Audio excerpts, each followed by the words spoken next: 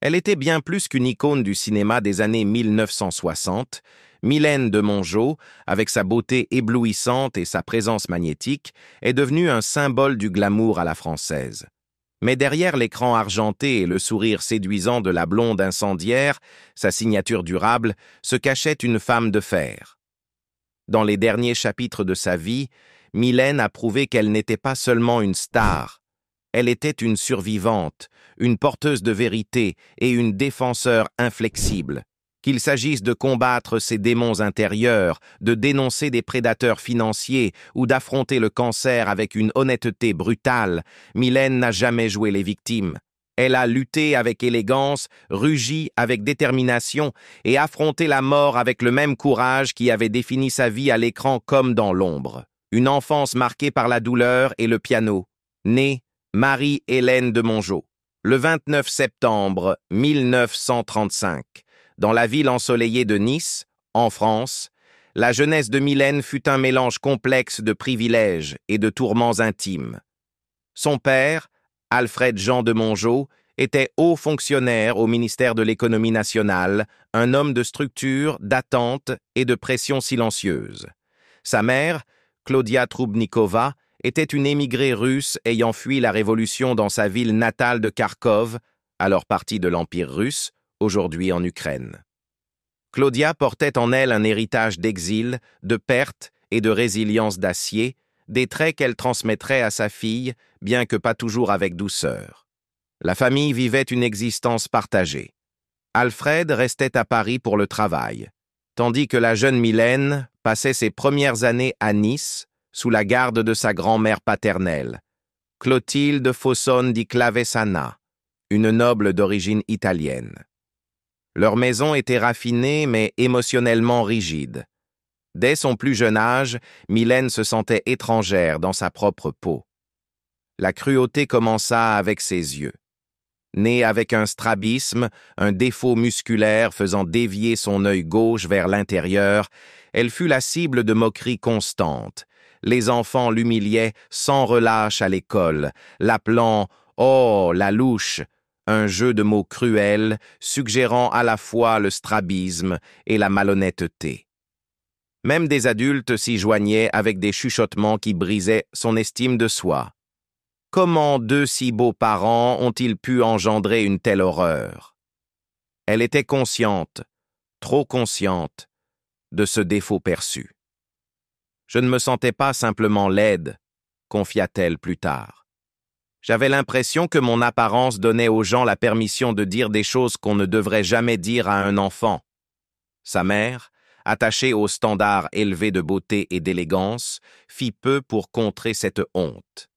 En 1944, alors que la Seconde Guerre mondiale faisait rage et que la famille retourna brièvement à Nice pour voir la grand-mère mourante de Mylène, elle décrivit le voyage comme un cauchemar éveillé.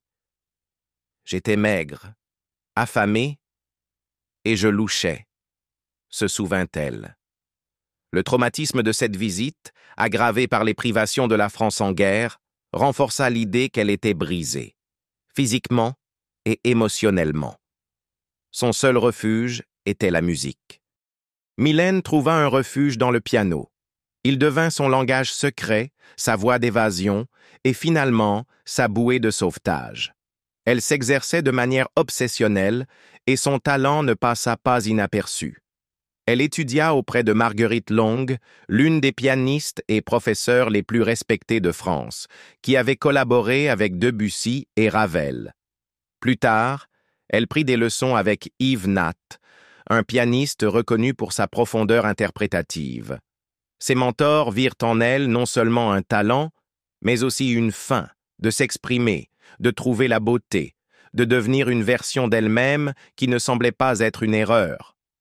Malgré ce sanctuaire intérieur, le poids de son apparence restait insupportable. À 15 ans, Mylène supplia ses parents de lui permettre une opération corrective. Lorsqu'ils hésitèrent, elle menaça d'en finir. J'étais tellement désespérée que j'ai eu recours à un geste dramatique, avoua-t-elle plus tard. Il ne s'agissait pas de mourir, mais de rendre ma douleur visible pour que quelqu'un m'écoute enfin. Ses parents finirent par accepter. L'opération fut un tournant. non seulement esthétique, mais psychologique. Après l'opération, je me tenais plus droite, se souvint-elle. Je suis devenue attirante.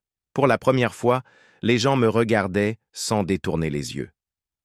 Cette transformation alluma une étincelle. Elle ne voulait plus se cacher derrière un clavier. Elle voulait être vue, entendue, retenue. À la fin de son adolescence, Mylène s'inscrivit au cours Simon à Paris, où elle se forma à l'interprétation et à la diction. Elle quitta ensuite cette école pour étudier auprès de Marie Ventura, une légende du théâtre connue pour son enseignement émotionnellement intense. Les cours de Ventura ne parlaient ni de célébrité ni de technique, mais de vérité. Pour Mylène, ce fut une révélation. J'ai compris que la douleur que j'avais enfouie toute ma vie pouvait devenir mon plus grand atout sur scène, confia-t-elle un jour. Ce fut le début d'une transformation à vie, d'une enfant moquée pour son apparence à une femme qui deviendrait l'un des visages les plus reconnaissables de France. Le piano lui avait appris la discipline, la cruauté lui avait appris l'empathie, et la chirurgie lui avait donné la liberté de rêver. Mylène de Mongeau n'a pas seulement survécu à son enfance, elle l'a transformée en force. La célébrité, les scandales et la blonde qui n'était pas Bardot. Au début des années 1950, Paris vibrait d'une énergie nouvelle, le cinéma évoluait, les femmes reprenaient leur place à l'écran, et l'identité française d'après-guerre se redéfinissait à travers l'art.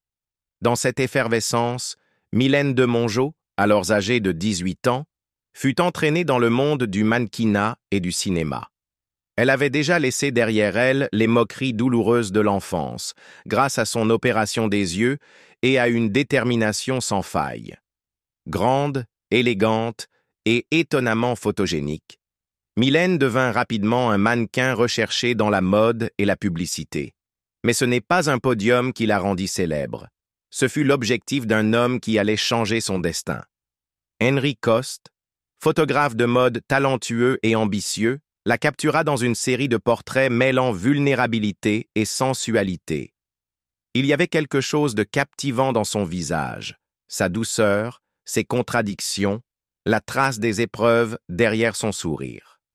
L'une de ces images atterrit sur le bureau du réalisateur Raymond Rouleau, alors en quête d'acteurs pour une adaptation cinématographique des Sorcières de Salem d'Arthur Miller. Rouleau vit en elle quelque chose qui dépassait la beauté, une forme brute de résonance émotionnelle.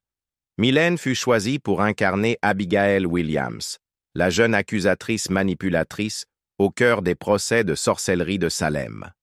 Elle n'avait que 21 ans lorsque le film sortit en 1957, mais en une nuit, elle devint une étoile montante. La même année, elle joua dans Les Espions de Henri-Georges Clouzot et Faible femme, où elle incarna la douce et naïve Agathe. Le public fut immédiatement séduit par sa présence magnétique à l'écran, à la fois tendre et tranchante. Un an plus tard, Otto Preminger lui confia un rôle dans Bonjour Tristesse, tourné sur la Côte d'Azur.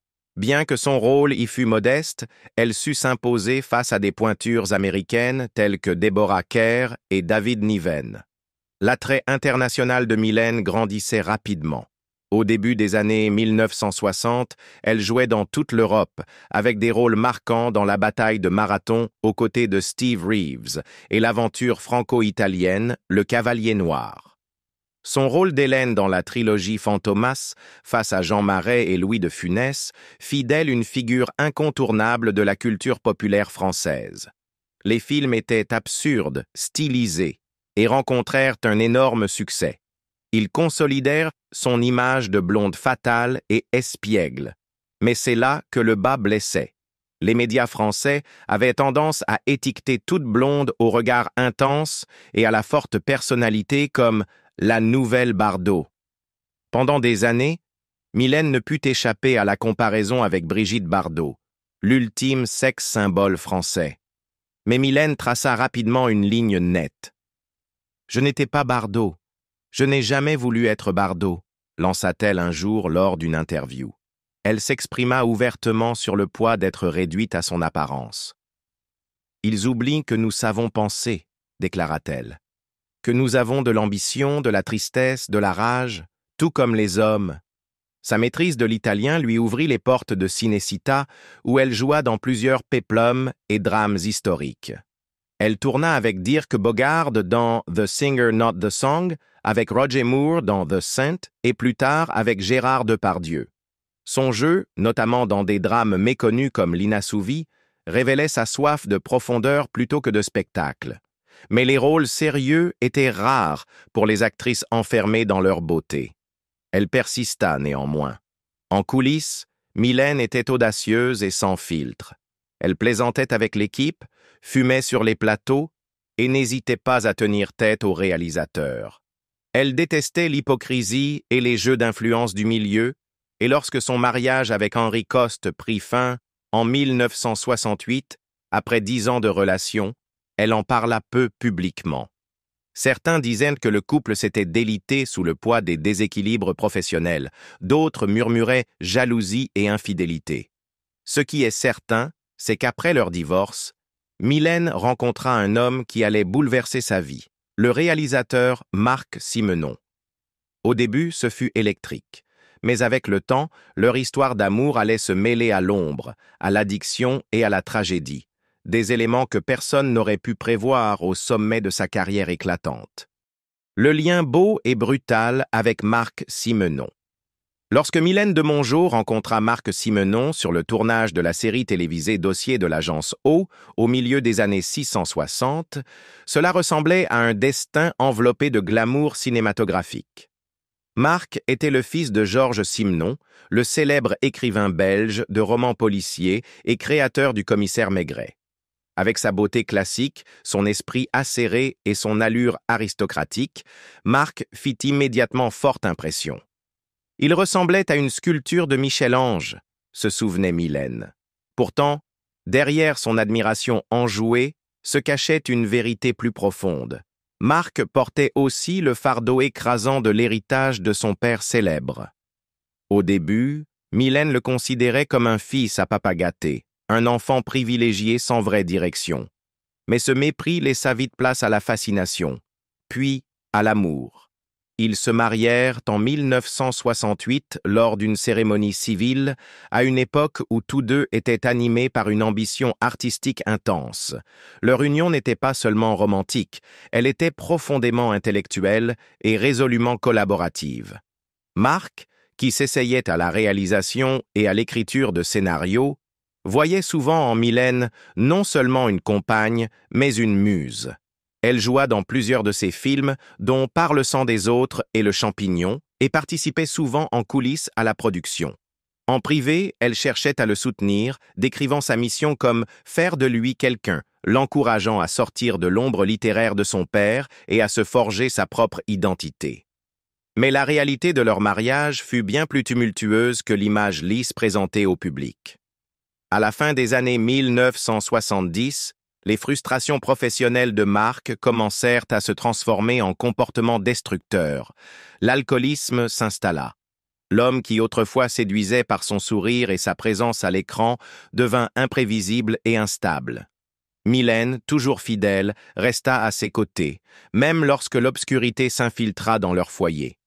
Dans ses mémoires publiés en 2007, Le Piège, elle révéla le prix privé et terrifiant de cette vie. Elle décrivit des moments de peur intense durant leur mariage, lorsque l'alcool et l'instabilité émotionnelle transformaient leur maison en champ de bataille. Dans ses écrits personnels, elle s'interrogeait sur l'homme qu'il était devenu et sur la possibilité pour l'amour de survivre à de telles ténèbres. Pourtant, elle refusa de le quitter. En interview, elle expliqua que l'abandon n'avait jamais été une option. « Je ne pouvais pas le laisser. J'avais cet instinct qu'il fallait que je le sauve. Je l'aimais à ce point. » Le couple renouvela ses vœux en 1990 lors d'une cérémonie religieuse, un geste que Mylène décrivit comme un engagement spirituel après des années de lutte. Malgré les cicatrices et les nuits sans sommeil, l'amour persistait. Mylène croyait au pardon, et plus encore, elle croyait en Marc. « Il était brisé, dit-elle, mais il avait de la beauté en lui. Je la voyais, même quand les autres ne la voyaient pas. Leur amour dura jusqu'à un accident tragique qui mit brutalement fin à tout.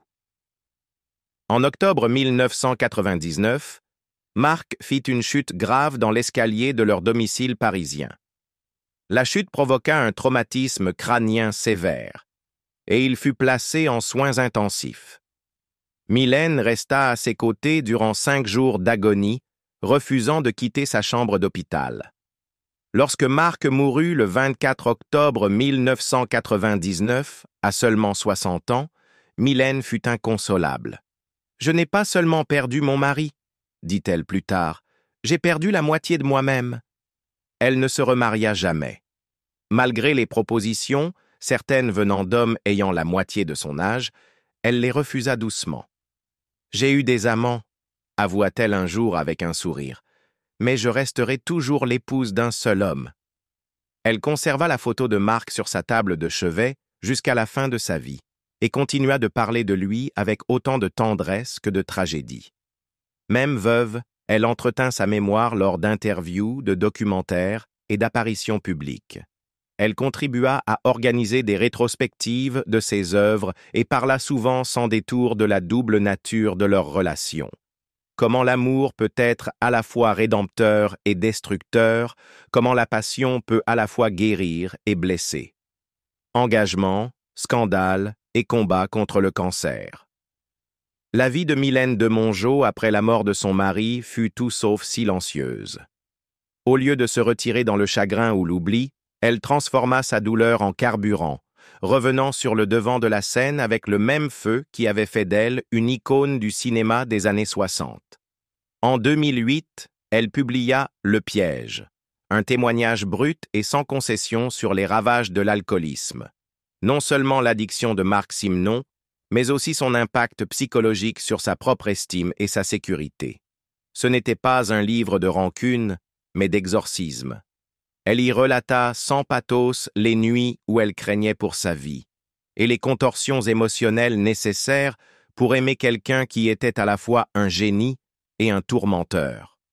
Alors que le public commençait à la voir sous un nouveau jour, non seulement comme une sirène de l'écran, mais comme une survivante et une femme de vérité, Mylène fut frappée par une trahison financière dévastatrice. En 2010, elle découvrit que son conseiller financier de confiance la dépouillait depuis des années. Plus de 2 millions d'euros avaient disparu. Et elle n'était pas la seule. Isabelle Adjani, Monica Bellucci et d'autres célébrités furent également victimes du même homme, l'ex-avocat réputé Olivier Metzner. Mylène, cependant, refusa de garder le silence. Elle porta plainte, récupéra une partie de ses pertes et publia ensuite en 2019 Très chers escrocs, un ouvrage qui détaillait non seulement l'escroquerie, mais aussi l'arrogance et l'impunité de ceux qui exploitent la confiance des autres.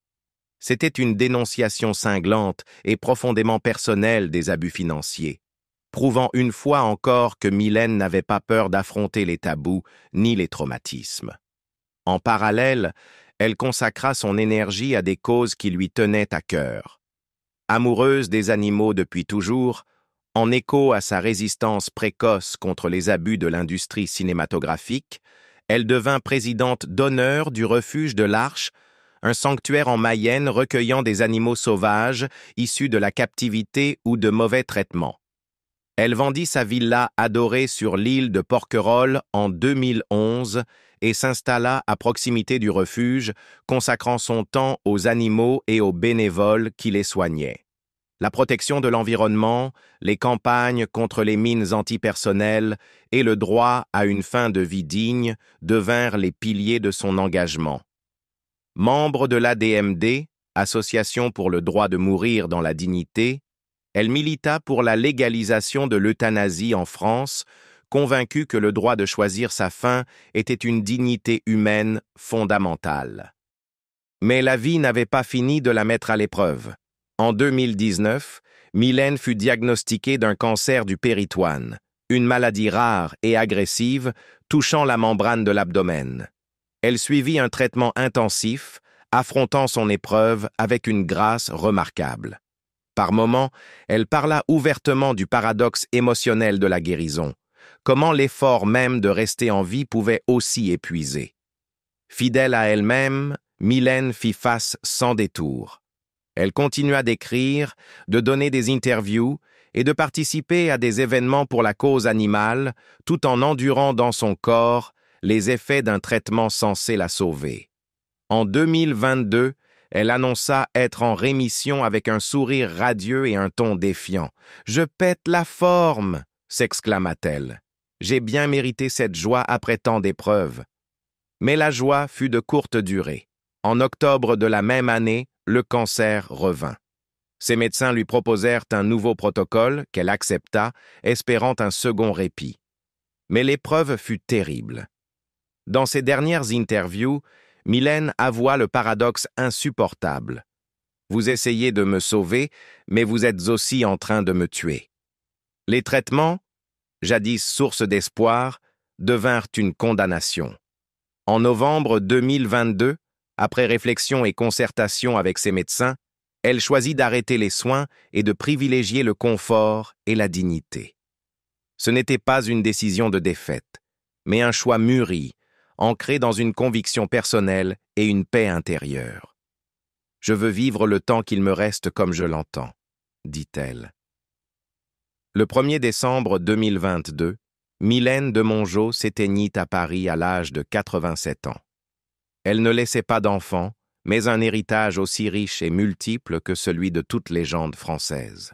Elle n'était pas simplement la blonde flamboyante aux côtés de Jean Marais ou de Fantomas. Elle était une femme d'une force immense, pleine de contradictions et portée par une conviction inébranlable. Une actrice, une épouse, une survivante, une combattante, et enfin, une voix pour ceux qui n'en ont pas. Un dernier tango avec la vie et l'héritage. Même alors que ses forces déclinaient, Mylène vivait avec intention.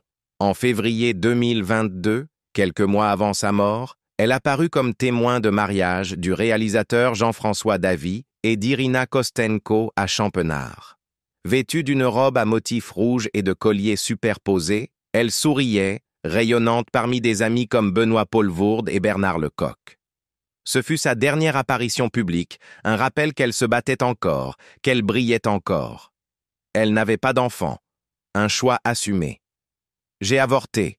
Je n'ai jamais voulu d'enfant », déclara-t-elle sans détour à Ici Paris. « Les gosses m'ennuient. Les animaux? Quand ils vous embêtent, on les met dans cage. Les enfants? Il faut s'en occuper. » D'une honnêteté brutale, toujours fidèle à elle-même. Mylène ne s'est jamais vraiment réconciliée avec les enfants de Marc Simenon, dont certains l'accusèrent d'avoir spolié leur héritage. Elle conserva néanmoins des liens avec sa petite-fille par alliance et son beau-frère Pierre Simenon. Son demi-frère, Léonide Ivantov, lui a survécu. Elle est décédée le 1er décembre 2022 à l'hôpital Cognac-Jay à Paris, spécialisé dans les soins palliatifs. Elle avait 87 ans. Ses funérailles eurent lieu le 10 décembre au crématorium du Père-Lachaise, en présence de personnalités telles que Pierre Richard et Daniel Prévost. Ses cendres furent dispersées à son image, indomptée, libre et inoubliable. Mylène de Mongeau nous a offert des décennies d'éclat, de rire, de drames et de profondeur, tout en endurant en silence d'immenses douleurs en coulisses. Son histoire n'est pas seulement celle d'une star de cinéma, c'est celle d'une femme qui a osé être honnête dans un monde qui exigeait des masques. Quel moment de sa vie vous a le plus touché? Laissez un commentaire ci-dessous et si cette histoire vous a ému, n'oubliez pas de liker, partager et vous abonner pour découvrir d'autres récits de vies extraordinaires.